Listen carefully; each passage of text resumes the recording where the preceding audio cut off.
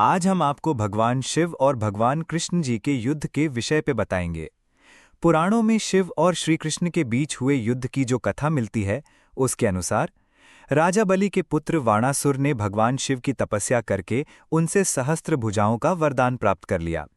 वाणासुर के बल से भयभीत होकर सभी उससे युद्ध करने से डरते थे। इससे वाणासुर को बल का अभिमान हो गया। वाणासुर की पुत्री उषा ने एक रात स्वप्न में श्री कृष्ण के पौत्र अनिरुद्ध को देखा। उषा स्वप्न में ही अनिरुद्ध को देखकर उस पर मोहित हो गई। उषा ने अपने मन की बात सखी को बताई। सखी ने अपनी मायावी विद्या से अनिरुद्ध को उसके पलंग सहित महल से चुराकर उषा के शयन कक्ष में पहुंचा दिया। अनिरुद्ध की नींद खुली तो उसकी नज़र उषा पर गई। अनिरुद्ध भी उषा के सौंदर्य पर मोहित हो गया।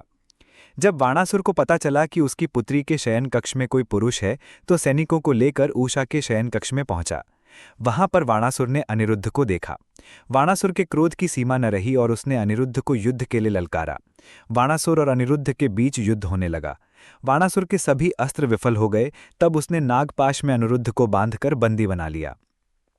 इस पूरी घटना की जानकारी जब श्री कृष्ण को मिली तो वह अपनी सेना के साथ वाणासुर की राजधानी में पहुंच गए।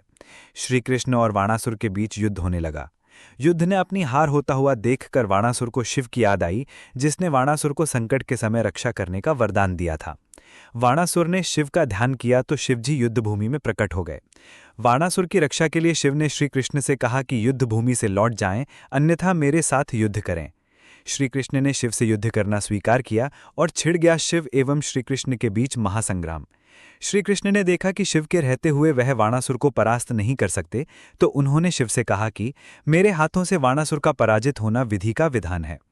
आपके रहते मैं विधि के इस नियम का पालन नहीं कर पाऊंगा। श्री कृष्ण की इन बातों को सुनकर भगवान शिव युद्धभूमि से चले गए। इसके बाद श्री कृष्ण ने वाणासुर की 4 बाजुओं को छोड़कर सभी को सुदर्शन चक्र से काट दिया। वाणासुर का अभिमान चूर हुआ और उसने श्री कृष्ण से क्षमा मांगकर अनिरुद्ध का विवाह उषा से करवा दिया। ऐसी जानकारी के लिए हमें लाइक और सब्सक्राइब करें। धन्यवाद। हर हर महादेव।